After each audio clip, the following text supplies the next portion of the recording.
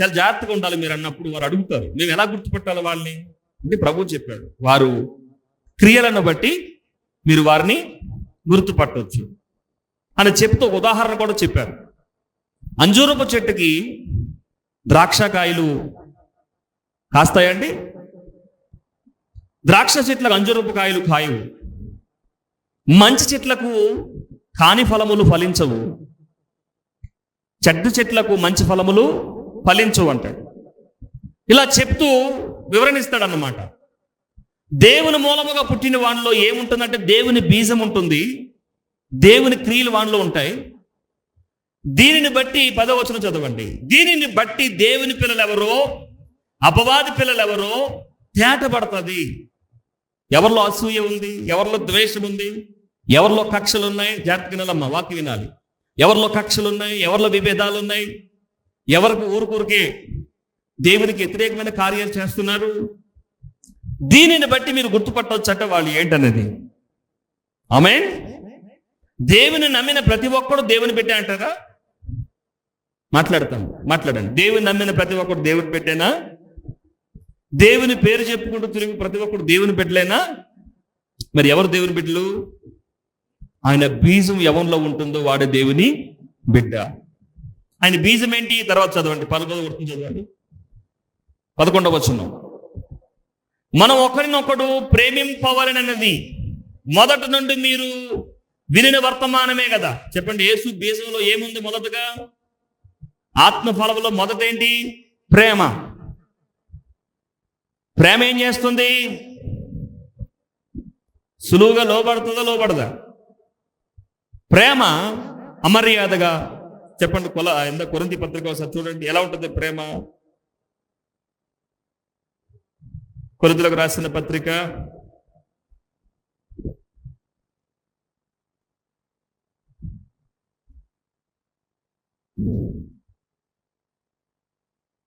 13వ అధ్యాయం 1 కొరింథీ 13.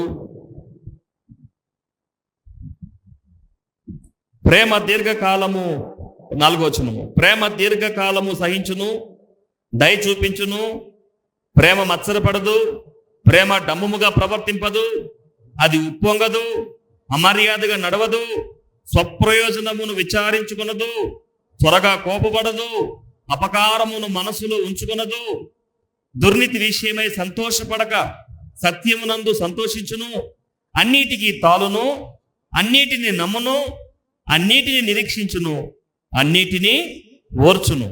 ప్రేమ శాశ్వత కాలముండును, ప్రవచనములైనను నిరర్ధకములగును, భాషలైనను లేచిపోవును, జ్ఞానమైనను నిరర్ధకమగును.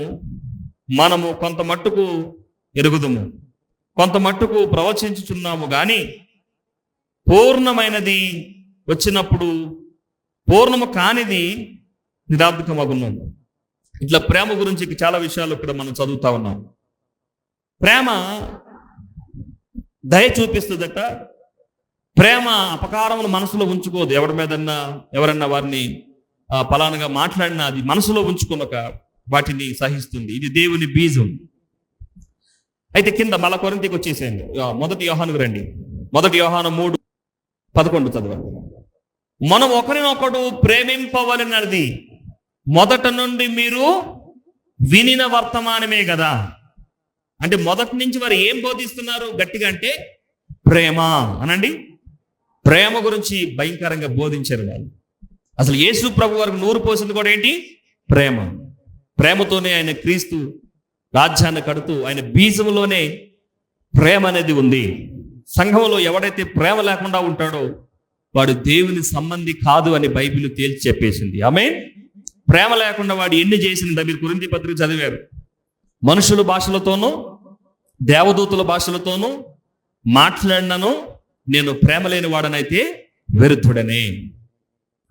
ఘనఘనలాడు తాళమునై అబ్బో ఎంతగా నేను మాట్లాడినాను, ప్రేమ లేకపోతే నేను వ్యర్థుడనే.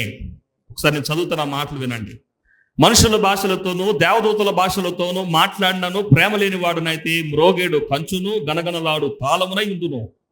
ప్రవచించు కృపావరములు కలిగి మర్మములన్నీ జ్ఞానమంతా ఎరిగిన వాడనై కొండలను పెగలింపగల పరిపూర్ణ విశ్వాసము గల వాడనైనను ప్రేమ లేని వాడనైతే నేను వ్యర్థుడను.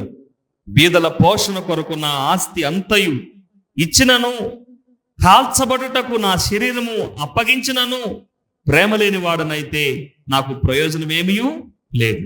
ప్రేమ లేకుండా ఇన్ని కార్యాలు ఎవడు చేస్తాడు? మాట్లాడండి. ఆ చిన్న విషయాల శరీరం అప్పగించటం, బీదల పోషణ కొరకు ఆస్తి మొత్తం ఇచ్చేయటము, ఈ చదివే విషయాలు చిన్న విషయాలు కాదు. అంటే అవి ప్రేమ లేకుండా కూడా చేయొచ్చా? ప్రేమ లేకుండా చేయొచ్చా? చేయొచ్చు. మళ్ళీ చదవండి ఒకసారి, మీకు అర్థమయ్యేటట్టు. 13వ అధ్యాయము కొరింథీయులకు రాసిన మొదటి పత్రిక 13:3 వచనం చదవండి. బీదల పోషణ కొరకు నా ఆస్తి అంతయు ఇచ్చినను, కాల్చబడుటకు నా శరీరము అప్పగించినను. అంటే ప్రేమ లేకుండా కూడా ఇవి చేయొచ్చనే కదా అర్థం. చాలా మంది అనాథాశ్రయాలు పెడుతున్నారు బయట, విధవరాళ్ళకి సహాయం చేస్తున్నారు, భోజనాలు పెడుతున్నారు రోడ్ల మీద, అన్నదానాలు చేస్తున్నారు. ఎన్ని ప్రేమతోనే చేస్తున్నారు అనుకుంటున్నారా మీరు? మీరు మాట్లాడతారు అన్ని ప్రేమతోనే చేస్తున్నారండి? ఇంకేమైనా ఉందా అమ్మా? ఒకటి గొప్ప కోసం, ఇంకా చెప్పండి. యాక్సనా? ట్యాక్స్. ఓకే. పబ్లిసిటీ. బాగా చెప్పారు. ఇంకెవరన్నా? కాదమ్మా, బయట ప్రపంచంలో చాలా మంది రోడ్డు మీద సలివెందులు వేసగాలు వచ్చింది కదా, నీళ్లు పెడతారు కుండల్లో, అవన్నీ ప్రేమతోనేనా? నిజంగా ప్రేమతో పెట్టేవాడు పైన బ్యానర్ ఎందుకు? నిజంగా వాడు ప్రేమతో పెడితే పైన బ్యానర్ పెట్టాడు కదా. మొన్న వర్షాలకి చాలా మంది ఇబ్బందులు ఉన్నప్పుడు చాలా చర్చల నుంచి వాళ్ళు ప్యాకేజీలు పంపించారు. ఆ మూటల మీద ఏమున్నాయో తెలుసు కదా మీకు?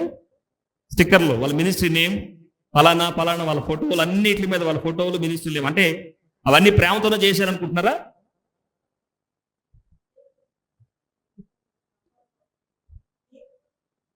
చెప్పండి. చాలా వరకు మనుషులు ఎక్కువ శాతం ప్రేమతో కంటే కూడా ఏదో ఆశించి, ఏదో వాటి కోసం ఎవరినో మెప్పించడానికి, లేదా ఏదో పొందుకోవడానికి ఎక్కువ శాతం చేసేవాళ్ళు ఉన్నారు. ఆ విషయాన్ని దృష్టిలో పెట్టుకుని పౌలు అన్నాడు, నేను ఎన్ని ప్రయత్నాలు, మానవ ప్రయత్నాలు చేసి, ఎన్ని విలువలు, ఎన్ని గౌరవ మర్యాదలు, ఎన్ని పట్టాలు, ఎన్ని డిగ్రీలు సంపాదించుకున్నా నాకు ప్రేమ లేకపోతే నేను వ్యర్థుడనే. కాబట్టి ప్రేమ ఎలా ఉంటుందనే దాని గురించి ఇవన్నీ చెప్పుకుంటూ వచ్చాడు కదా. పైన మీకు ఎక్కడ 2 నుంచి మొదటి నుంచి దాదాపు 5 వచనాలు వరకు దాని గురించి మాట్లాడుకుంటూ వచ్చి తర్వాత చెప్పాడు ప్రేమ ఎలా ఉంటుందో. ప్రేమ ఎలా ఉంటుందట? ఉప్పొంగదు. నేను చేస్తున్నా, నేను పంపించాను, ఇంతమందికి ఇచ్చాను, ఇన్ని కోట్లు ఖర్చు పెట్టి నేను పంపించాను, నేను ఇంతమందికి పంపించానని ఫోటోలు తీసుకుని, నేను ఇంతమందికి సువార్త చెప్పానని వీడు వెళ్ళి అడవులు ఆ గుడిసుల్లో కూడా ఫోటోలు తీసి, వీడు అక్కడికి వెళ్ళేది నిజంగా సువార్త చేతకి వెళ్తున్నాడు, ఈ గుడిసుల్లో ఫోటోలు తీసి నేను కాబట్టి ప్రయాసపడుతున్నానని చూపించుకోవడానికి వెళ్తున్నాడు. తెలియని పరిస్థితులు ఉన్నాయి ఈరోజు. నిజంగా నీ సువార్త, నీ సేవ, నీ పరిచర్య, లేకపోతే నువ్వు చేసే అన్నదానాలు కానీ, లేదా ఇంకోటి కానీ ఏదైనా సరే అది నిజంగా ప్రేమతో చేస్తే అది ఎప్పుడు కూడా మెప్పు కోరేదిగా ఉండదు అని బైబిల్ చెప్తుంది. ఆమేన్. సో దేవుడు కార్యాలు ధర్మం చేసేవాడంట కుడి చేతితో చేసింది ఎడమ చేతికి తెలియకూడదని దేవుడు మనకు నేర్పించాడు. ప్రభువారు ఎక్కడైనా సరే దేన్ని కూడా చూపించుకోవడం చేయలేదు. నిజమైన ప్రేమలో అది లేదు. అది క్రీస్తు బీజము కాదు. క్రీస్తు బీజం ఎలా ఉంటుందంటే, ఆకాశమున్న దేవుడు చూస్తే చాలు అనుకుంటుంది దేవుని ప్రేమ. ఆమేన్ చెప్పండి. మరొకసారి ఆ మాట చదవండి. యోహాను పత్రిక 8వ అధ్యాయము చదవండి. యోహాను పత్రిక, మొదటి పత్రిక 3:12 చదవండి. ఇప్పుడు మనము కయ్యోను వంటి వారమై ఉండరాదు. మనము కయ్యోను వంటి వారమై ఉండరాదు. వాడు దుష్టుని సంబంధి అయి తన సహోదరుని చంపాను. చెప్పండి, కయ్యోను సహోదరుని ఎందుకు చంపాడు? వాడికి గొప్పతనం రాలేదు. అమ్మ వింటున్నారా? వాడికి మెప్పు. చెప్పండి, కయ్యోను కోపం ఎందుకు వచ్చింది? కయ్యోను ప్రేమతో పట్టుకెళ్ళాడు అర్పణ. ఏబేలు అర్పణ వేరు, కయ్యోను అర్పణ వేరు. దేవుడు కయ్యోను అర్పణ అంగీకరించలేదు. దేవుడు ఏబేలు అర్పణ అంగీకరించాడు. ఇక్కడ యోహాను పత్రికలో రాస్తూ యోహాను ఏమంటున్నారంటే 11వ వచనంలో ఏమన్నారు? మనం ఒకరినొకడు ప్రేమింపవాలన్నది మొదట నుండి మీకు వినిన వర్తమానమే కదా. అయితే మనము కయ్యోను వంటి వారమై ఉండరాదు. వాడు దుష్టుని సంబంధి అయి తన సహోదరుని చంపాడు. ఎందుకు చంపాడు కయ్యోను తమ్ముడిని అంటే, అతడు కోరినంత మెప్పు, వినాలి, కయ్యోనికి కోరినంత మెప్పు దొరకలేదు. కష్టపడి అర్పణ తీసుకెళ్ళాడు. నేను అర్పణ పట్టుకెళ్ళాను కాబట్టి దేవుడు నన్ను పొగుడుతాడు, సన్మానిస్తాడు, లేదా గొప్పతనం ఏదో వస్తుంది అనుకున్నాడు. కానీ అతను ఆశించినంత ఏమి రాకపోగా, అక్కడ ఆశించినంత రాకపోగా అతడు విచిత్రంగా అవమానం ఎదుర్కొన్నట్టు పరిస్థితులు ఉన్నాయి. ఎప్పుడైతే కయ్యోను ఊహించిన రీతిలో దేవుడు కయ్యోను అర్పణ అంగీకరించలేదో, ఆ కోపం దేవుని మీద తీర్చుకోలేడు కాబట్టి దేవుని కుమారుడైనటువంటి యోబేలుని చంపేసి కయ్యోను దుష్టుడి సంబంధిగా మారిపోయాడు. ఆ కింద మాట కూడా చదవండి. మనము కయ్యోను వంటి వారమై ఉండరాదు. వాడు దుష్టుని సంబంధి అయి తన సహోదరుని చంపాను. వాడు అతనిని ఎందుకు చంపాను? క్వశ్చన్ మార్క్ ఉందా మీ బైబిల్లో? వాడు అతనిని ఎందుకు చంపాను? తన క్రియలో చెడ్డవియు తన సహోదరుని క్రియలు నీతి గలవనై ఉండేను గనుక. అంతేనా? ఎందుకు చంపాడు? ఇద్దరు అర్పణ తీసుకెళ్లారు, ఇద్దరు మంచి పనులు చేస్తున్నారు. కానీ మంచి పనులు చేయటంలో ఇద్దరున్నారు, కానీ ఇద్దరికి మంచి మనసు లేదు. ఇద్దరు దేవుని దగ్గరికి అర్పణ తీసుకెళ్లారు, ఇద్దరు దేవుని మనసు గెలుచుకోవడానికి వెళ్ళారు. కానీ దేవుని మనసు లేక దేవుని బీజం ఎవరిలో ఉంది? ఏబేల్లో దేవుని బీజం ఉంది, కయ్యోనులో దేవుని బీజము లేదు. ఇందాక మీరు ఆ వాక్యం కలిగి రండి. ఎక్కడది? 10వ వచనం. మీరు అదే యోహాను మొదటి పత్రిక 10వ వచనం చదువుతున్నారు. దీనిని బట్టి దేవుని పిల్లలెవరో అపవాది పిల్లలెవరో తేటబడును. నీతిని జరిగించని ప్రతివాడు తన సహోదరుని ప్రేమింపని ప్రతివాడును దేవుని సంబంధులు కారు. నిజంగా సహోదరుని ప్రేమించిన వాడైతే సహోదరుని చంపుతాడా? వింటున్నారా?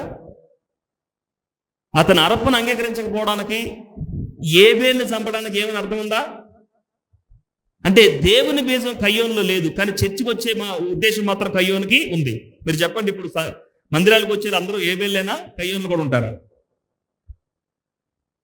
నేను గత రాత్రి చెప్పాను మీకు, వాడిని టచ్ అయినంత వరకే వాడు ఏబేలు.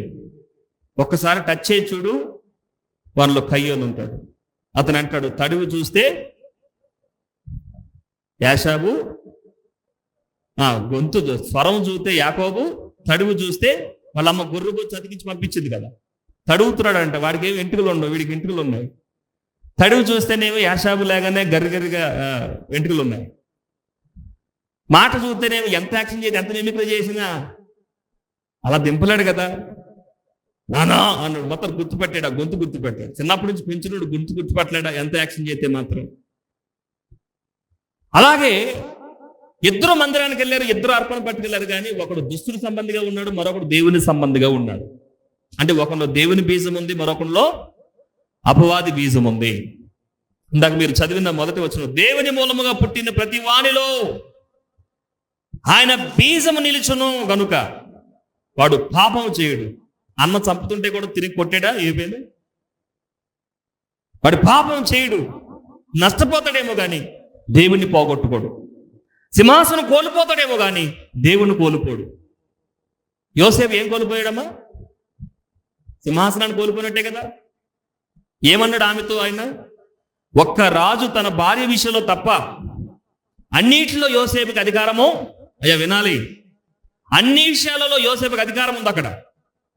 అంటే ఒక్క దేవునికి వ్యతిరేకంగా ఒక్క పాపాన్ని పక్కన పెట్టి ఏం కోల్పోయాడు యోసేపు? ఒక మాటలో చెప్పాలంటే సమస్తం కోల్పోయాడు. అప్పటిదాకా తనకున్న సమస్తాన్ని అక్కడే విడిచిపెట్టి వెళ్ళిపోయాడు. పై వస్త్రం కూడా లేదు, కింద వస్త్రం ఒక్కటే ఉంది, ఏమీ లేదు యోసేపుకి. దేవుని మూలముగా పుట్టినవాడు సమస్తాన్ని కోల్పోవడానికి ఇష్టపడతాడు, కానీ దేవుణ్ణి కోల్పోవడానికి ఇష్టపడడు. దాన్ని బట్టి మీరు అర్థం చేసుకోవాలి, మీరు దేవుని మూలంగా పుట్టినవారా, మనసెచ్చల వలన పుట్టినవారా? ఇందాక మీరు చదివారు కదా అక్కడ యోహాను 1వ అధ్యాయము 13వ వచనంలో ఏముంది? శరీరము వలననైనను మనసెచ్చల వలననైనను, తర్వాత ఇంకోటి ఏముంది అక్కడ? మరొకసారి చదవండి, ఆ మాట చదవండి.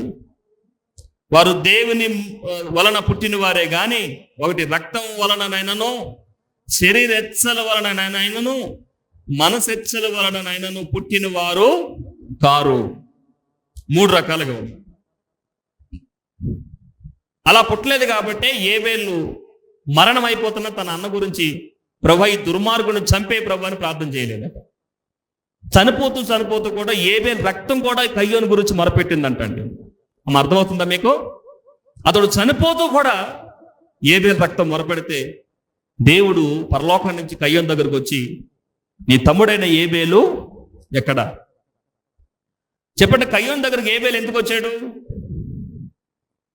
నిజంగా ఏబేలు కోసమే వచ్చాడా, లేక కయ్యోను కోసం వచ్చాడా? ఏబేలు కోసం వచ్చాడా, కయ్యోను దగ్గరికి కయ్యోను కోసం వచ్చాడా? దేవుడు మాట్లాడాలి. నీతిమంతుడైన ఏబేలు కోసం వెతుక్కుంటూ వచ్చాడా, బ్రతుకున్న కయ్యోను కోసం వచ్చాడా, చచ్చిపోయిన ఏబేలు బ్రతికించడానికి వచ్చాడా? చెప్పాలి గట్టిగా ఎవరైనా. మీరు చెప్పండి. దాని అంత టైం తీసుకోవద్దు, టైం లేదు, 9 అయిపోతుంది. మీరు ఏమా? ఈ ఒకటే ప్రశ్న, ఏబేలు గురించా కయ్యోను గురించా? పరలోకం నుంచి దేవుడు కయ్యోను దగ్గరకు వచ్చాడు, ఏబేలుని అడిగాడు. ఎందుకు వచ్చాడు? కయ్యోను గురించి వచ్చాడు, ఏబేలు గురించి వచ్చాడు? ఏబేలు గురించి వచ్చాడు. మీరేమో కృష్ణ గారు, మీరు కయ్యోను గురించి. ఇంకెవరైనా? కయ్యోను గురించి. అలక అన్నమణి గారు, కయ్యోను గురించా ఏబేలు గురించి వచ్చాడు దేవుడు? కయ్యోను గురించి వచ్చాడు. కయ్యోను ఎవరి సంబంధం ఉంది అక్కడ బైబిల్లో? మరి అప్పుడు కయ్యోను గురించి ఎందుకు వస్తాడు?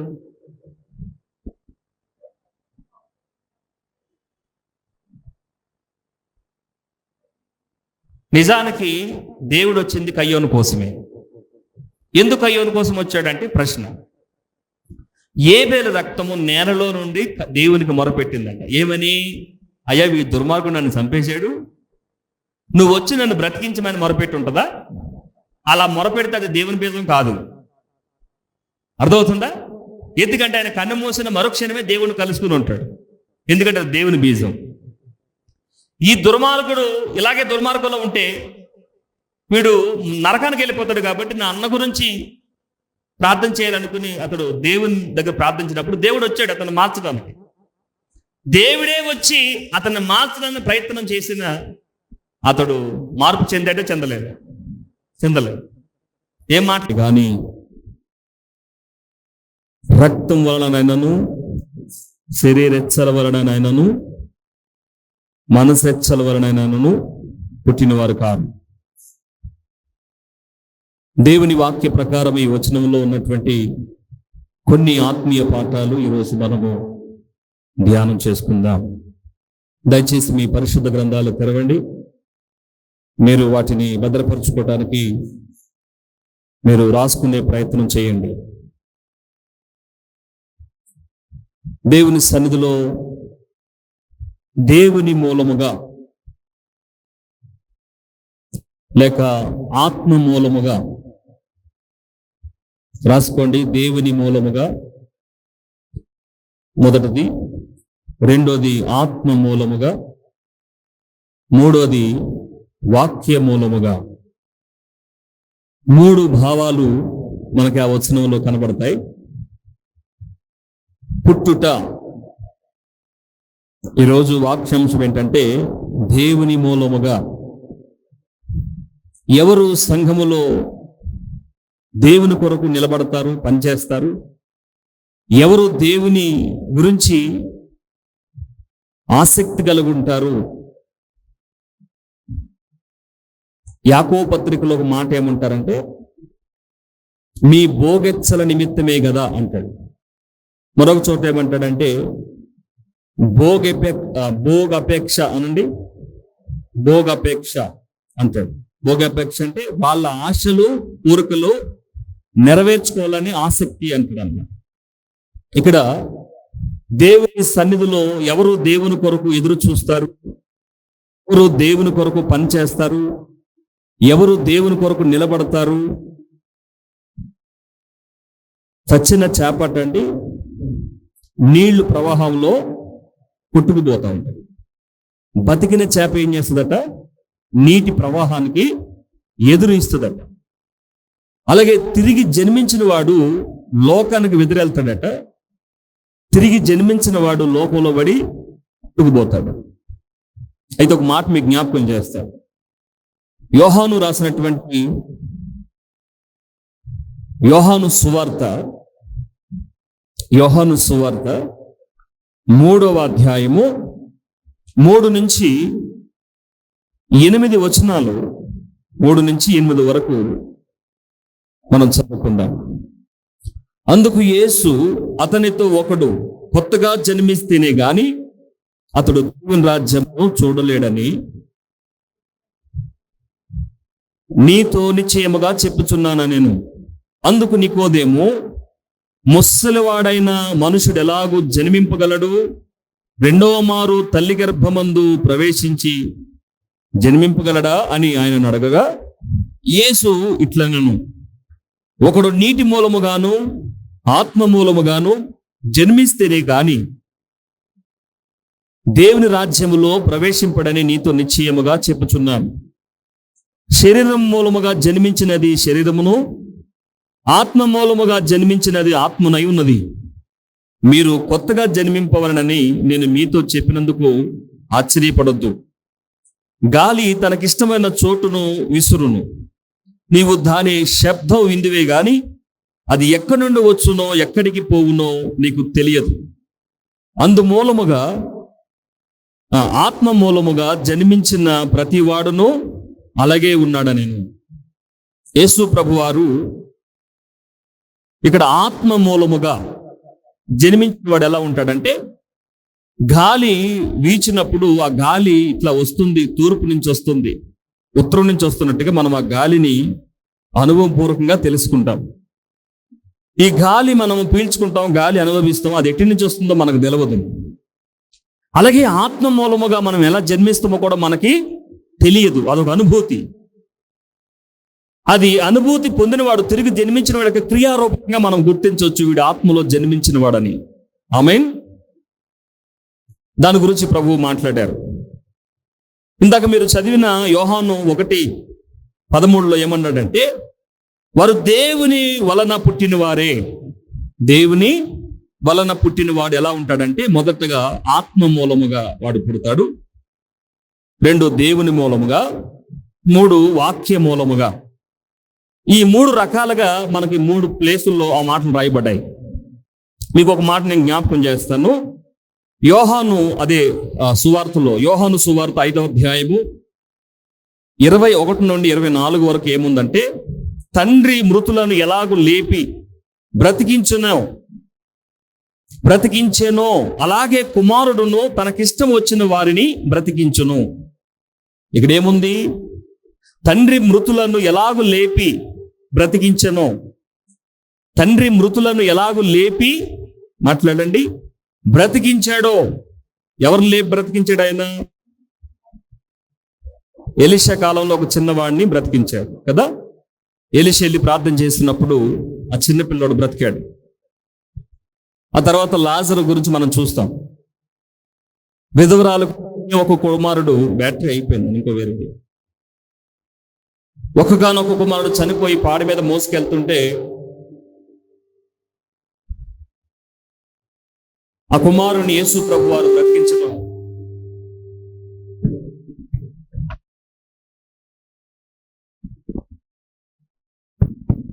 ఆ కుమారుని మోసుకెళ్తున్నప్పుడు యేసు ప్రభు అతన్ని బ్రతికించడం మనం చూస్తాం. ఆమేన్ చెప్పండి. ఇక్కడ మళ్ళొకసారి, తండ్రి మృతులను ఎలాగూ లేపి బ్రతికించానో అలాగే కుమారుడు కూడా తనకిష్టం వచ్చిన వారిని బ్రతికించాను. అంటే మనందరం కూడా ఆయనకి ఇష్టమైన వారమై ఉన్నాము. అంటే మనము తిరిగి బ్రతికాము. తిరిగి బ్రతకడం యొక్క ఉద్దేశం ఏంటంటే ఎఫెసీ 2వ అధ్యాయము 1వ వచనంలో కనబడుతుంది మీకు. ఆయన మనల్ని బ్రతికించడం అంటే అర్థం ఏంటి అంటే, ఇక్కడ మీ అపరాధముల చేతను పాపముల చేతను ఏమై ఉన్నారు? చచ్చిన వారై ఉండగా ఆయన మిమ్మల్ని క్రీస్తుతో కూడా బ్రతికించాను. ఆయన ఎవరికి ఇష్టమో వారిని బ్రతికించాడు. ఇంట్లో 10 మంది ఉండొచ్చు, అందరూ బ్రతికుండకపోవచ్చు. ఇంకా వాళ్ళు క్రీస్తులో తిరిగి జన్మించలేని అనుభవంలో వారు ఉండొచ్చు. క్రీస్తులో తిరిగి జన్మించినటువంటి మన జీవితంలో క్రీస్తు బీజము ఉండునుగాక. ఆమేన్ చెప్పండి.